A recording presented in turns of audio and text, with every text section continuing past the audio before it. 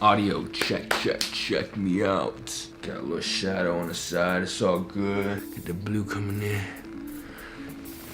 Do like the blue. A little bit on the background maybe. That look kind of cool, right? Okay, Google, tell me a little bit about the Sony A7III. Sorry, I can't help with that yet.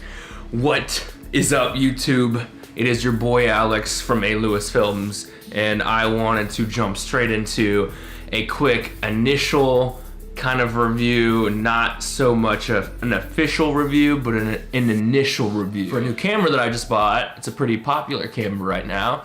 It is the no, I'm just kidding. It's not a Minolta, boy. It's the Sony A7III, son. Yes, indeed, it's here in my presence. And even last weekend, I was able to shoot a wedding with this camera, and I want to give you guys some initial kind of thoughts that I have on this camera. And maybe, you know, you want to switch to Sony, or maybe you have the 65 or the 6300 series and you want to upgrade to that full frame sensor. Maybe that's what I did. That's what I wanted to do. I was a 6500 user for a long time, wanted to upgrade for multiple reasons with this camera, and I'm gonna share a couple of those with you in case you're deciding to switch, if you want to take the leap. This camera is amazing, man. This camera is so incredible. Not only the image, but just the ergonomics of it. I'm gonna go over a couple of things with you, and I'm gonna kind of compare my initial review with the 6500 because that's what I know, that's where I've come from. So compare and contrast with the 6500, the Sony A7III has a couple of features that I want to talk about that really stand out. One of them that like drove me insane with the 6500 was the screen. The screen shooting with this camera outside in the bright sunlight was so annoying because you just can't see the screen at all. Like, I mean, if you're outside and it's not cloudy, you're pretty much just not gonna see the LCD screen. And there's no way to adjust the brightness or anything. But with this camera, Sony has just done some magnificent work because now you can adjust the brightness to like a sunnier like screen resolution, so you can see it outside. It's still not perfect, but it is a million times better than what it originally was on the 6500, so major props to Sony for doing that one. My next awesome feature with this camera is the dual card slots. This is huge for me because I'm a wedding and event filmmaker, and just overall I love having, you know, the confidence that I'm having some backup recording. I come from the C100 series, so I'm used to having backup, so it was even like a confidence booster of mine going into like wedding filmmaking, that just in case something happens, like I always have that. And to add it into the Sony, and I'm pretty sure this is the first Sony, I haven't really used any cinema line Sonys, only the DSLRs like the A7S II, A6500, and I think this is the first time they're introducing this into the mirrorless setup, so that's amazing. And thank you, Sony. Thank you for listening to all of our gripes. My next like absolute favorite feature of this new Sony A7III is the new battery life. Sony listened and they delivered on this one. It's so massively better than the 6500 series or the Sony A7S II. And also, one of the awesome features about the upgraded battery life is that the screen no longer dims when you shoot in 4K. So that is killer for me because I shoot documentary work, so I'm like inside, outside, inside, outside. So being able to have a longer battery, not being able to run back and forth from my bags all the time, and also being able to see outside on my LCD screen is just incredible for me. So the third thing that I'm just really digging with this camera is the new button placement. The new button placement is really, really well done here. As we Sony users know, that the 6500 series, that record button used to be over here on the side. It is no longer there. It is now up behind the electronic viewfinder right above the LCD screen, which I have found as like a super extremely convenient spot for it. Okay, another huge thing for me coming from the 6500 is the ergonomics of this camera. It's just beefier, man. Like, it's got like a really nice grip over here. Like, the 6500, I felt like I was holding the camera like this, like really, and I felt like I could, like you know, Will Smith in Men in Black. Series 4 deatomizer. That's what I'm talking about. Noisy cricket.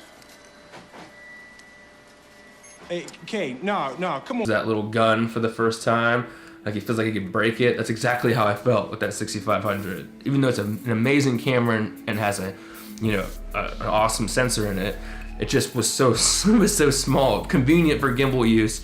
But this one, you know, if you're gonna be using it for filming video, this is just key right here. Having that, you know, nice size, bulkiness. And I think a lot of the reason is because they increased the battery size for the camera itself. But it just feels so solid. It feels like an upgraded A7S II.